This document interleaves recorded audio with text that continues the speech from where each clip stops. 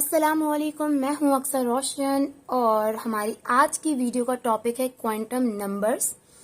मैं इस टॉपिक को कोई ब्रीफ में नहीं समझाने वाली हूं। ये वीडियोस जो मैं आजकल अपलोड करने वाली हूं वो स्पेशली मेरे कुछ एनएमडी केट के जूनियर्स के लिए है जिनको कुछ टॉपिक्स का क्विक रिवीजन चाहिए, राइट। तो ये वीडियोस जो होंगी वो क्विक रिवीजन होंगी और कुछ स्पेसिफिक टॉपिक्स के बारे में होंगी। अगर आपको भी कुछ टॉपिक्स पर क्विक रिवीजन की वीडियो चाहिए तो आप मुझे कमेंट बॉक्स पे उन टॉपिक्स का नाम लिखकर दे सकते हैं, राइट। तो क्वांटम नंबर्स के बारे में पढ़ते हैं हम लोग जल्दी जल्दी। क्विक रिवीजन है ना, तो हमें इसे ज्यादा लंबा भी नहीं करना, बहुत ब्रीफ में भी नहीं पढ़ना है। लाइक पॉइंट टू पॉइंट चीजें हमें इसकी याद रखनी है। सबसे पहले हमें ये देखना है कि ये क्वांटम नंबर्स होते क्या हैं। क्वांटम नंबर्स जो है ना वो है इमेजिनरी नंबर्स हैं, राइट। एक मैथमेटिकल नंबर है, इमेजिनरी नंबर है या इमेजिनरी कोई वैल्यू है जो एटम के स्ट्रक्चर को डिस्क्राइब करने में हेल्प करेगी आपके। ठीक है, अब देखें क्वांटम नंबर क्या है। क्वांटम नंबर एक आपके पास इमेजिनरी नंबर है। देखिए मेरी राइटिंग पे मत जाइएगा, मेडिकल के स्टूडेंट हूं तो ऐसी राइटिंग होने वाली है। इमेजिनरी नंबर है या हम लोग ये कह सकते हैं कोई मैथमेटिकल नंबर है, ठीक है, या कोई वैल्यू भी कह सकते हैं हम लोग। अच्छा, इसका काम क्या होता है, ये एटम के स्ट्रक्चर को डिस्क्राइब करेगा। सही है, ये एटम के स्ट्रक्चर को डिस्क्राइब करेगा। अच्छा जी, अब क्वांटम नंबर्स की इतनी इंट्रोडक्शन आपके लिए काफी है, डेफिनेशन इतनी काफी है, ठीक है। अब क्वांटम नंबर्स की 4 टाइप्स होते हैं या आप ये कह सकते हैं कि 4 तरह के क्वांटम नंबर्स होते हैं। पहला आपके पास होता है प्रिंसिपल क्वांटम नंबर, ठीक है। दूसरा आपके पास होता है azimuthal quantum number, quantum number. तीसरा आपके पास होता है मैग्नेटिक क्वांटम नंबर। चौथा आपके पास होता है स्पिन क्वांटम नंबर, ठीक है। ये 4 तरह के क्वांटम नंबर्स होते हैं जो एटम के स्ट्रक्चर को डिस्क्राइब करने में या उसे एक्सप्लेन करने में आपकी हेल्प करते हैं। सबसे पहले हम लोग देखते हैं कि हर क्वांटम नंबर को कौन सी रिप्रेजेंटेशन दी हुई है या किस अल्फाबेट से हम लोग इसको रिप्रेजेंट करते हैं।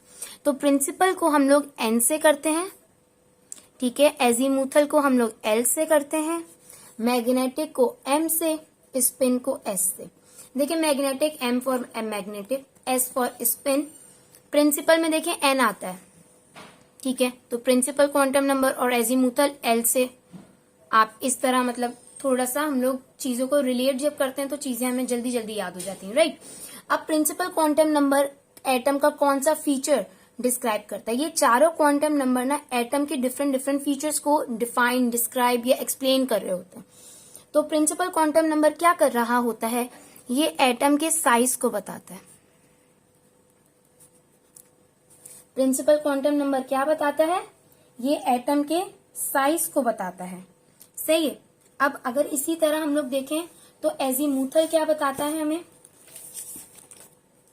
एजीमुथल जो है वो हमें शेप बताता है, ठीक है। ये एटम का साइज बताता है, एजीमुथल जो है वो हमें शेप बताता है ऑर्बिटल का, ऑर्बिटल का शेप बताता है।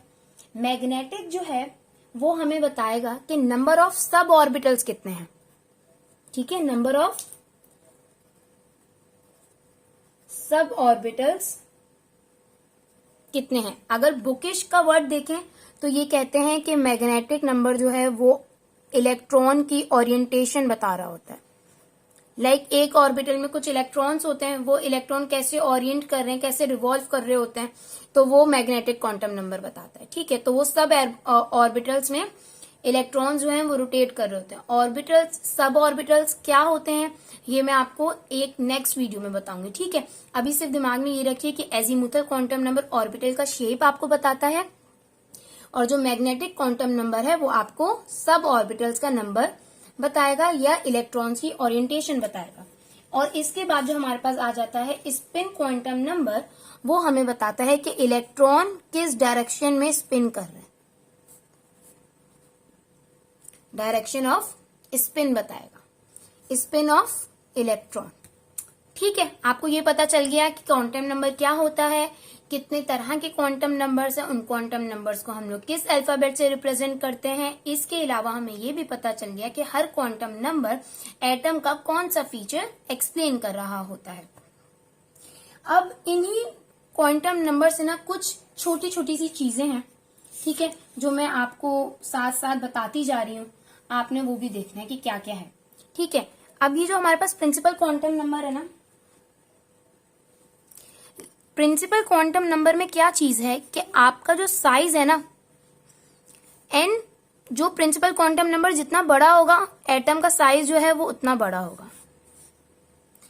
प्रिंसिपल क्वांटम नंबर साइज के साथ साथ एटम की एनर्जी भी बताता है और उसका भी रिलेशन प्रिंसिपल क्वांटम नंबर के साथ सेम होता है। जितना बड़ा क्वांटम नंबर होगा उतनी ज्यादा एटम की एनर्जी होगी। बात समझ आई है आपको? ठीक है, या आप ये भी हाँ, ये शेल्स होगा, राइट। एटम का साइज बता रहे हैं, या हम लोग और एक और मजे की बात बताऊं, एटम के साइज को हम लोग कैसे देखते हैं कि एटम का साइज कितना बड़ा है। हम लोग एटम के साइज को ना उनके नंबर ऑफ शेल से देखते हैं। एक एटम में जितने नंबर ऑफ शेल्स होंगे ना उतना ही एटम का साइज बड़ा होगा। ठीक है, तो एन है, एन जैसे कि पहला शेल 1, दूसरा शेल 2 हो गया, तीसरा, चौथा। अब आपको याद है शेल्स के हम लोगों ने नाम भी रखे थे, राइट। हम लोग पहले कहते थे के, एल, एम, एन, याद है। तो ये जो है ना, ये प्रिंसिपल क्वांटम नंबर ही है। के, एल, एम, एन, ये उन शेल्स के नाम है। ठीक है, फर्स्ट शेल हो गया K, second shell L, third shell M, fourth shell N. तो नंबर ऑफ शेल्स जो है वो एटम का साइज बताएंगे आपको। ठीक है, इसके साथ ही साथ प्रिंसिपल क्वांटम नंबर जो है वो यही नंबर ऑफ शेल्स होते हैं जो एटम का आपको एटम की एनर्जी भी बताते हैं। सही। फिर हमने देखा कि अच्छा, एक और चीज यहाँ पर है, पॉइंट हमें याद रखना है। वो पॉइंट ये है, प्रिंसिपल क्वांटम नंबर ही से रिलेटेड है। वो ये है कि एक शेल के अंदर कितने नंबर ऑफ इलेक्ट्रॉन्स हो सकते हैं।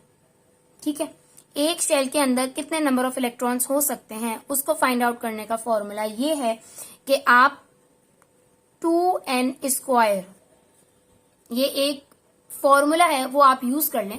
n क्या है? यही प्रिंसिपल क्वांटम नंबर। के शेल का n क्या है? 1। तो अब इसमें रखते हैं 2, 1 होल स्क्वायर। 1 का होल स्क्वायर 1 और 1 2 जा 2। तो के शेल में कितने नंबर ऑफ इलेक्ट्रॉन्स होते हैं? 2 इलेक्ट्रॉन्स। 2 से ज्यादा नहीं आ सकते। सही। इसी तरह अब हम लोग अगर एल के लिए देखें तो इधर भी हम लोग यूज करते हैं 2n²। इसमें n क्या है? 2। 2 2 जा 4, 4 2 जा 8।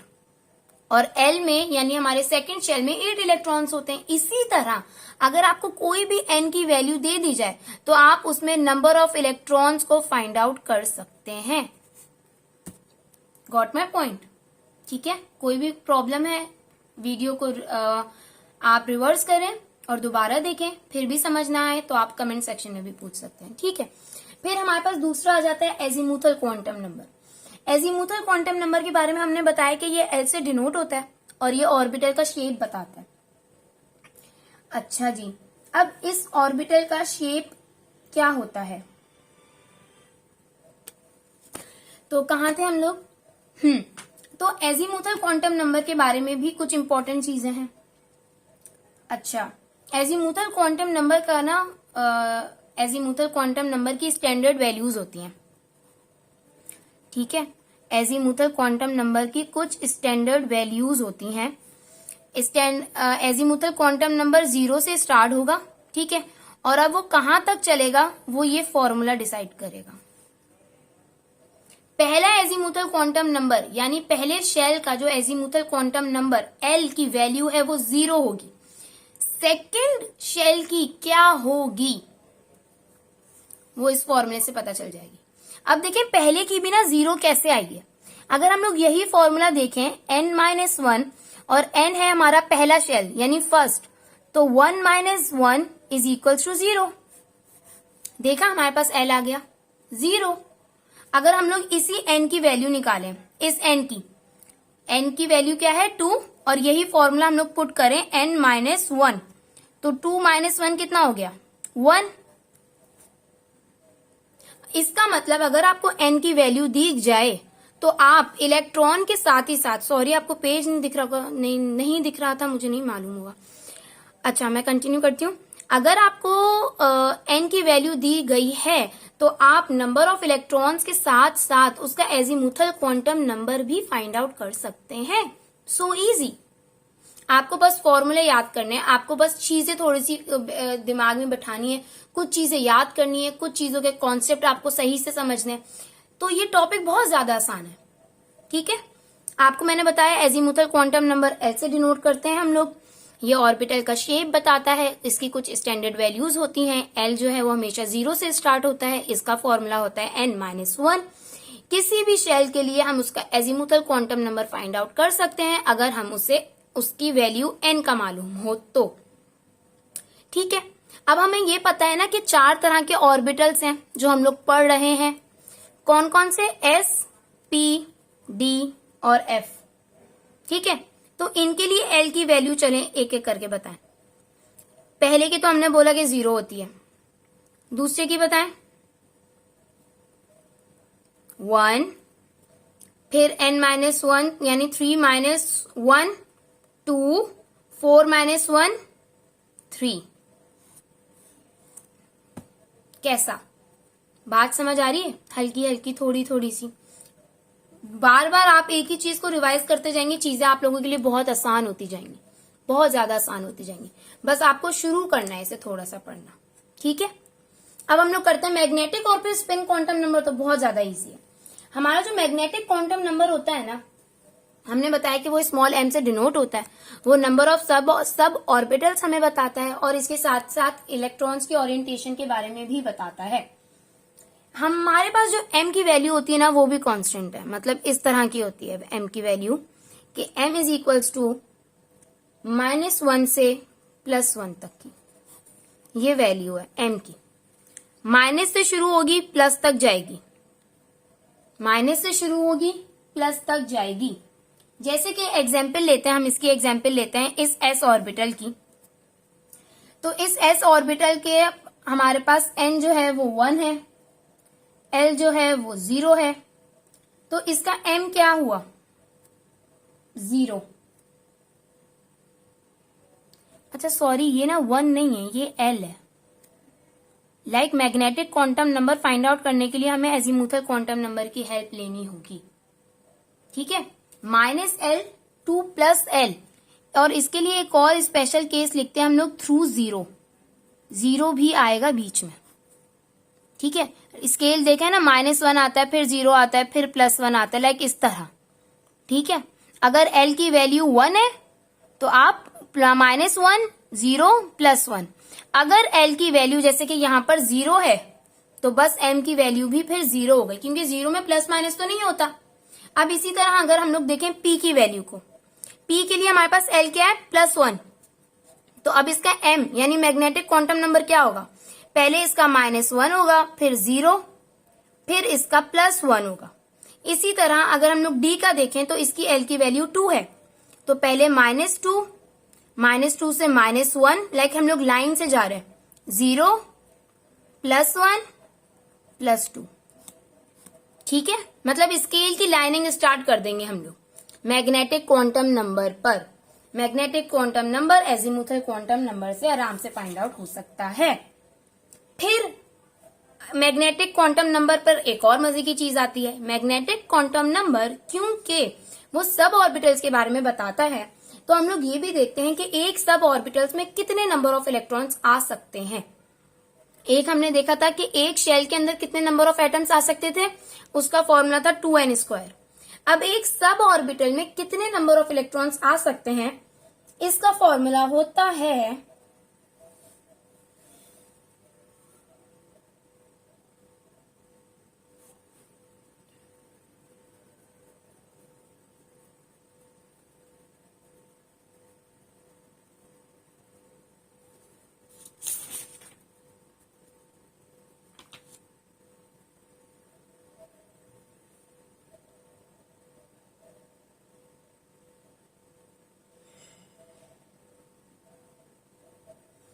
अच्छा जी, डिले हो गया ना थोड़ा सा, मैं कंफर्म कर रही थी कि यही है या नहीं। सही। अच्छा, नंबर ऑफ सब ऑर्बिटल्स में, एक सब ऑर्बिटल में कितने नंबर ऑफ इलेक्ट्रॉन्स हैं, इसका फॉर्मूला होता है नंबर ऑफ सब ऑर्बिटल्स यानी m को मल्टीप्लाई कर दो 2 इलेक्ट्रॉन से, तो हमारे पास आंसर आ जाएगा। m l से निकाल रहे थे हम लोग, जैसे कि f है हमारे पास ऑर्बिटल, इसकी l की वैल्यू होती है हमारे पास 3, m की वैल्यू क्या बनेगी प्लस -3 -2 -1 0 +1 +2 +3। अब कितने नंबर ऑफ सब ऑर्बिटल्स हो गए, ये सब ऑर्बिटल्स है ना, 1 2 3 4 5 6 7, 7 को मल्टीप्लाई करेंगे 2 इलेक्ट्रॉन से, 7 2 ज़ा 14 इलेक्ट्रॉन्स, तो हमारे पास f ऑर्बिटल में, f सब ऑर्बिटल में हमारे पास होते हैं 14 इलेक्ट्रॉन्स।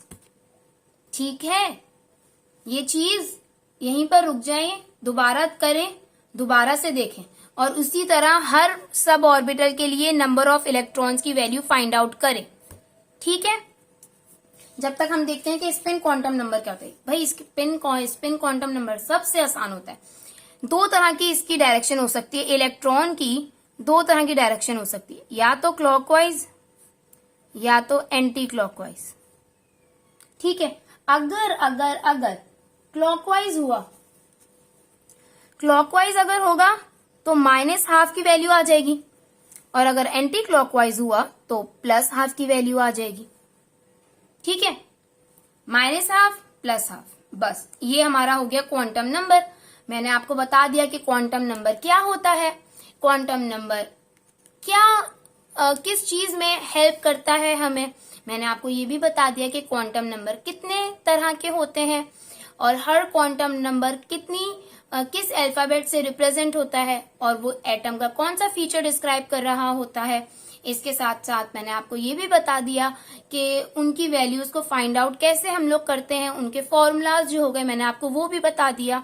अगर फिर भी कोई भी कंफ्यूजन है आपको, आप कमेंट सेक्शन में मुझसे पूछ सकते हैं आराम से। और मैं आपको कहूंगी कि ये वीडियो एक और बार आप देख लें। ठीक है, और अच्छे से कॉन्सेप्ट के लिए एक और अच्छा सा कॉन्सेप्ट आपको मिल जाएगा दिमाग में। और अगर आपको पेज सही से नहीं दिखा हो तो ये मैं थोड़ा सा और नीचे कर देती हूँ, राइट। अब देखें, आप स्क्रीनशॉट ले सकते हैं इस पेज का अपने पास रखने के लिए, एक रिवाइज अपने आप को देने के लिए। ठीक है, all the very very very very best. ये टॉपिक करने के बाद आप इसके कुछ MCQs को प्रैक्टिस करें, तो इंशाल्लाह फिर ये टॉपिक आपका डन हो जाएगा, और जो भी MCQs आएंगे वो आप आराम से सॉल्व कर लेंगे इंशाल्लाह। All the very best. अल्लाह हाफिज, अपना बहुत सारा ख्याल रखिएगा।